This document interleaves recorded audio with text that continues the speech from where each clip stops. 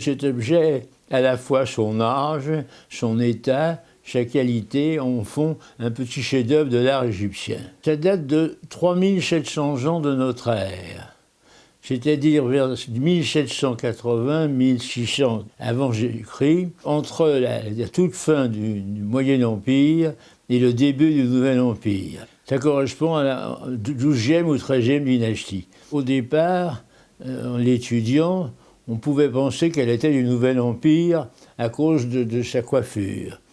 Puis nous avons fait effectuer des études de laboratoire, et ces études nous ont pile donné entre la fin du Moyen Empire et le début du Nouvel Empire.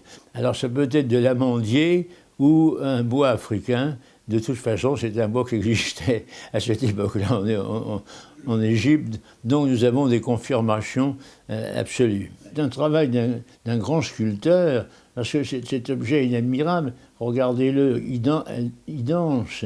Et il faut surtout regarder le visage, ce visage égyptien qui est inimitable. La bouche dans un objet égyptien, elle est à la fois souriante, méprisante.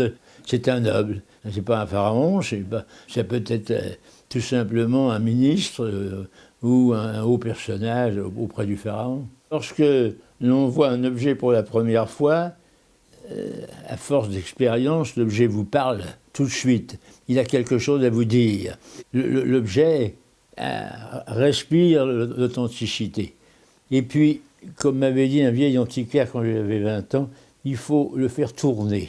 Il vit. Regardez-le, ce personnage, il est en train de vivre.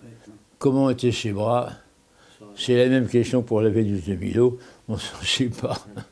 Mais on peut dire qu'elle a un côté énigmatique. Elle est intemporelle. Il y a un côté magique. Fille ou garçon, maintenant, vous savez, on suppose bien que la Joconde est un garçon aussi. Mais c'est un garçon.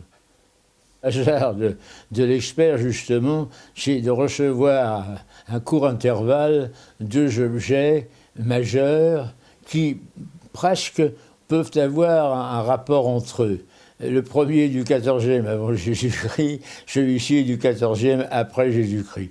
Cette Vierge est en albâtre avec de très très légères petites traces de dorure et de polychromie, car à l'origine elle était polychromée avec des parties dorées. L'albâtre c'est un marbre en formation, mais beaucoup plus fragile. Il faut la faire tourner aussi. Vous avez le mouvement du bras ici, le voile sur la tête, et puis vous avez le pli du vêtement, vous avez la tombée du voile avec des petits pompons. Ce qui est important, c'est que là, nous allons retrouver l'art de l'Île-de-France au XIVe siècle, avec également le visage de la Vierge qui est aussi souriant. Je peux me permettre peut-être une légère histoire, petite histoire. Je me trouvais dernièrement à attendre l'autobus à Saint-Germain-des-Prés, et ne venant pas, je suis entré dans l'église pour présenter mes respects à la Vierge du XIVe, et là il y a eu un miracle, elle m'a souri. En réalité, c'est un rayon de soleil qui était passé à travers le vitrail latéral et qui l'a éclairé de profil, et son visage s'est éclairé. Elle m'a souri.